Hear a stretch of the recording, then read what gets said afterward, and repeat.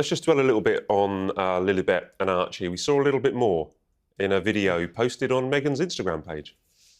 Well, I'm getting fed up with seeing the back of their heads and hearts stuck over their faces when they go to Disneyland and things. I mean, either show them or don't show them at all. But I mean, you can see what she's up to.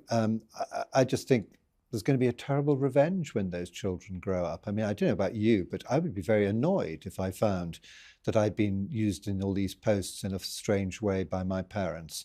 And equally, they're also going to grow up at one point and discover that they never knew their grandparent, their grandfathers. I mean, Mr. Markle, I personally think of course, he's a broken man, but he's a rather sweet man, actually, and he did a lot for that girl when she was growing up. Didn't you think? I spoke to him a couple of days ago, actually, and he's just absolutely still distraught about the fact that he still doesn't have contact with Meghan. And then, of course, they will also wake up to realise that they could have been, the cousin to Prince George, the future king, and they could have been over here having a nice time, and with the other children, their cousins, they aren't going to know them.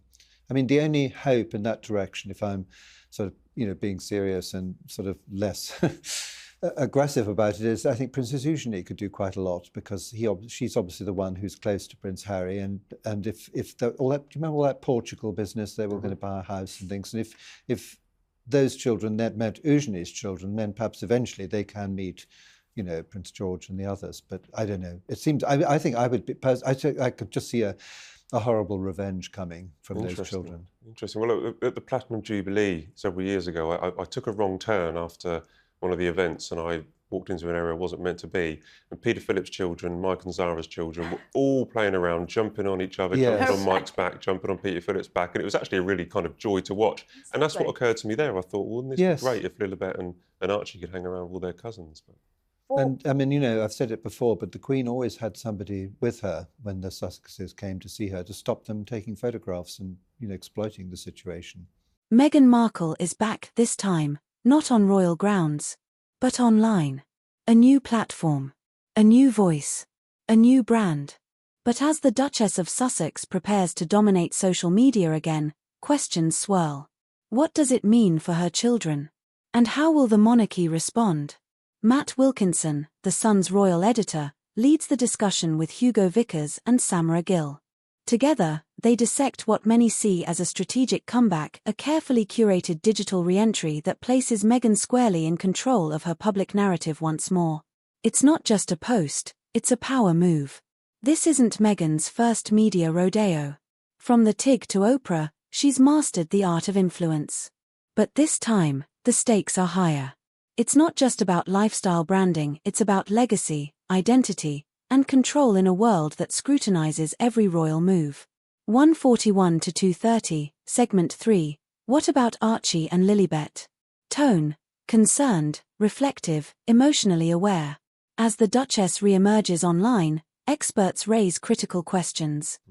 I mean, it's pretty interesting, this new Instagram PR strategy, though. I must say, I know we talk about the backs of the children's heads. The children's faces were front and center of those videos. So it seems like this new PR team has just chucked everything that she previously had out the door and said, no, we want you twerking, we want the kids' faces, and we want everything out there, and we want the public to be able to dissect it. So that's a very interesting sort of shift for that brand, Meghan and Harry. And I really think that it's tragic that the King and Thomas Markle Sr. were not included at all and are not in the children's lives. It's really a tragedy. Well, because we had the contrast there with Williams, where we had two pictures of all his three children. There was a before and after, wasn't there? There was a before where they were all pictured cuddling their father, and then they've got him on the floor and they're having a little bit of a play with him. And what did you make of the contrast between those two? Do you remember the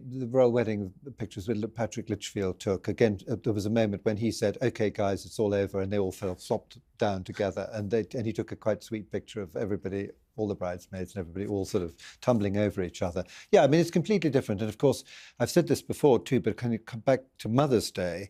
I thought you celebrated your own mother on Mother's Day, not yourself as a mother. And again, we've got Prince Harry as a father being celebrated. So obviously, she is not going to celebrate either the King or Mr. Markle. So, yeah.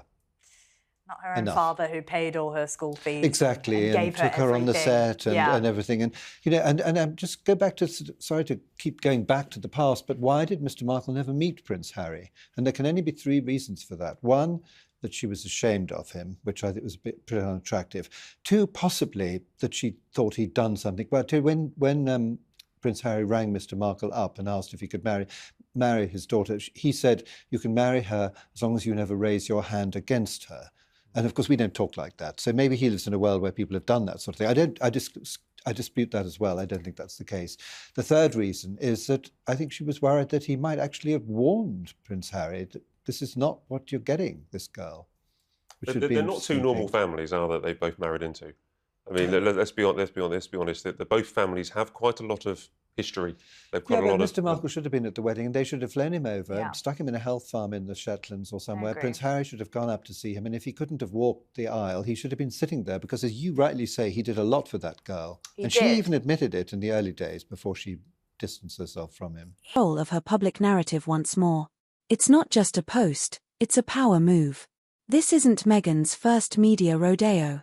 From the Tig to Oprah, she's mastered the art of influence. But this time, the stakes are higher.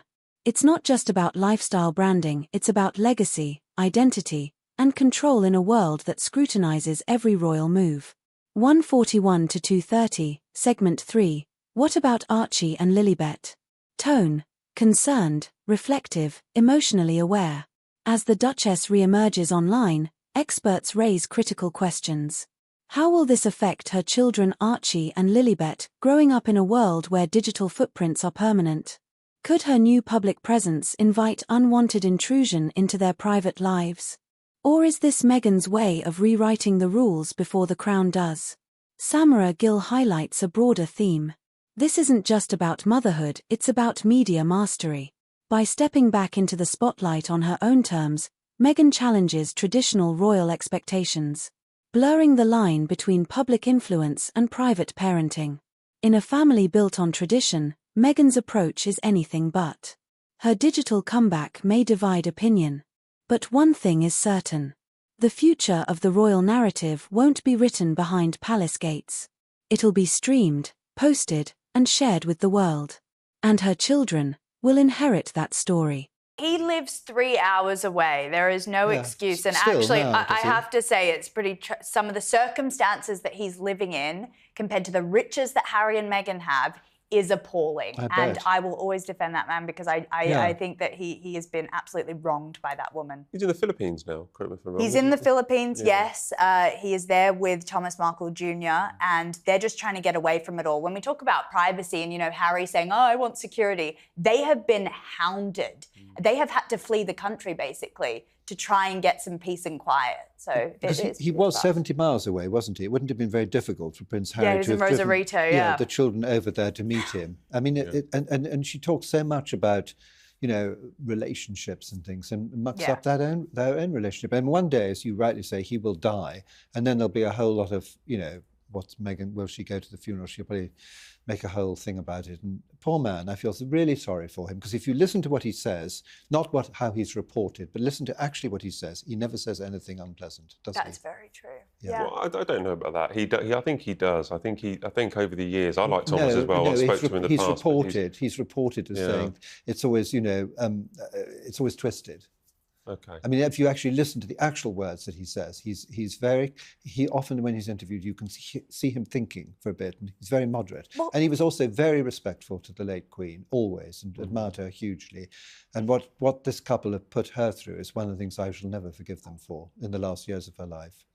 I hope it all ends well with Thomas, because, as you say, I've spoken to Thomas in the past, and he's a very lovely, but slightly not damaged, but he's quite, you know, he's been hugely affected by what he was thrown into when it emerged that Meghan married Harry. It's very messy, and I actually think that without fixing the foundations of that relationship, both Harry and Meghan, they actually won't be able to pursue a sort of brand, because it's very hard to take them seriously when everything's a car crash behind the scenes publicly. So I just think without fixing these family relationships, you can't pretend to have this like lifestyle brand with linen and picking things. It just doesn't work. So I think that's actually, it's a bigger problem for them.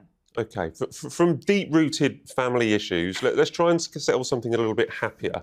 I was at Trooping on Saturday. Yes. I saw the Princess of Wales with Louis, George and Charlotte. They seemed a little bit more grown up. They seemed a little bit more better behaved, a little bit kind of more, well, it's a they were year more since the comfortable last in the Trooping, carriage. isn't it? Yeah. Children do grow up rather quickly at that age. But yeah, no, they were all great. I mean, it was absolutely lovely to see. She looked absolutely stunning, I thought. And this was a return, really, to Trooping, because last year she wasn't on the dais. This year she was on the dais with the Yes. King and the Queen. And that was quite a sight to see the three colonels with the three colonels Anne, William and Edward on horseback as well. It was quite a sight. Absolutely. Yes. Magnificent. No, it's very good. And she was also at the Garter ceremony on Monday as well, looking lovely. It's been quite a week.